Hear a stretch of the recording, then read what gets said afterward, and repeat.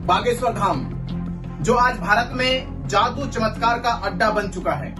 आज हम उसी अड्डे के मठाधीश की बात करने वाले हैं, जिसका नाम है धीरेंद्र शास्त्री।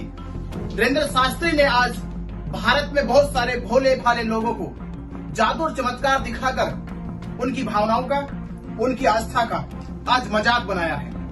मजाक क्यों बनाया है, मैं एक सच बताना चाहता हूँ। धीरेंद्र शास्त्री जिनके शिष्य हैं, उनके गुरु आंखों से देख नहीं सकते, बचपन से अंधे हैं।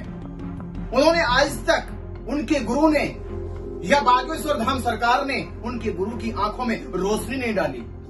जो अपने गुरु की आंखों में रोशनी नहीं डाल सकता, वो आपके जीवन के अंधकार को कैसे दूर करेगा। ये सच्चाई मैं आपके सामने लाना चाहता हूँ। गुलशन कुमार पूरी जिंदगी भर माता का गीत गाते गाते बूढ़ा हो गया, और अंतिम में जब उसको गोली लगी, वो माता के गीत गाते भी लगी। कि जिस दिन धीरेंद्र शास्त्री अपने गुरु की आंखों की रोशनी लेकर आ जाए, जिस दिन बागेश्वर धाम धीरेंद्र शास्त्री के गुरु की आंखों में रोशनी डाल दे, उस दिन मानना कि बागेश्वर धाम के पास कोई चमत्कार है, कोई दिव्य शक्ति है। और अभी अभी जोशीमठ के आचार्य ने उनको चैलेंज कर दिया है कि चमत्कार दिखाना है तो जोशीमठ की दरारों को भर के दिखाओ। चमत्कार दिखाना है तो भारत में लाखों बेटियों का जो बलात्कार होता है उसको रोक कर दिखाओ। चमत्कार दिखाना है तो भारत में जो सैकड़ों युवा मारे जाते हैं धर्म के नाम पे, जाति के नाम पर, मजहब के नाम पर, भुखमरी के नाम पर, बेरोजगारी के नाम पर, शोषण के नाम पर, अत्याचार के नाम पर, उसको रोक कर दिखाओ। मैं धीरेंद्र शास्त्री और बागेश्वर धाम सरकार के दिव्य चमत्कार को एक चैलेंज देता हूँ। क्या उनके पास ऐसा भी चमत्कार है जिस चमत्कार से भारत की गरीबी को, भारत की मजबूरी को, भारत की लाचारी को, भारत की बेबसी को और भारत के जातिवाद को, भारत के धार्मिकता सत्तावादी सरकारों को क्या सबक सिखा सकती है? क्या देश के युवाओं को एक सुनहरा अवसर दे सकती है? मेरे देश के लोगों को बार बार जाने कितने हजारों साल से बेवकूफ बनाया जा रहा है। मेरे भारत में राम भी था, कृष्ण भी है, ब्रह्मा भी, विष्णु भी, दुर्गा भी, काली भी, फिर भी ये देश मुगलों का गुलाम हुआ। ये भारत की जनता को जानना चाहिए। मेरा देश अंग्रेजों का गुलाम हुआ जब इसमें राम कृष्ण भी था।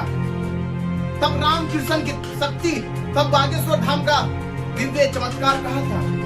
जब इस देश की संपत्ति को, इस देश की धरोहर को, इस देश की मर्यादा को, इस देश की अस्मत को लूटा जा रहा था, तब इस देश के देवी देवता का, जो आज भोली भाली जनता का बेवकूफ बनाने में इतना बड़ा दरबार लगाते, लाखों करोड़ों रुपया कमाते।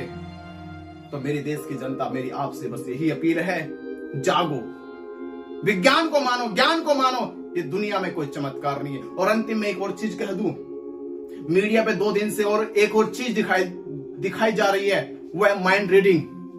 माइंड रीडिंग का जो कॉन्सेप्ट है, वो कॉन्सेप्ट एक टेक्निकल है। और टेक्निकल किस पे होता है? विषय होना चाहिए, भाषा होनी चाहिए, वस्तु होनी चाहिए, व्यवहारिक शारीरिक बनावट का ढंग होना चाहिए, परिस्थितियां होनी चाहिए। कोई भी माइंड रीडिंग, अगर मैं ये कहूं कि इंडिया की माइंड रीडर, क्या अफ्रीका के आदमी का माइंड रीड कर पाएंगे? क्या जर्मनी के आदमी का माइंड रीड कर पाएंगे? क्योंकि जब तक आपकी भाषा ही मैच ना होगी, आपकी संवेदनाएं मैच नहीं होगी, कोई माइंड रीडर माइंड रीड नहीं कर सकता। ये बहुत सारी टेक्निक है, उस टेक्निक को समझना होगा। संसार में कोई भी प्रॉपरली माइंड रीड नहीं कर सकता। सभी का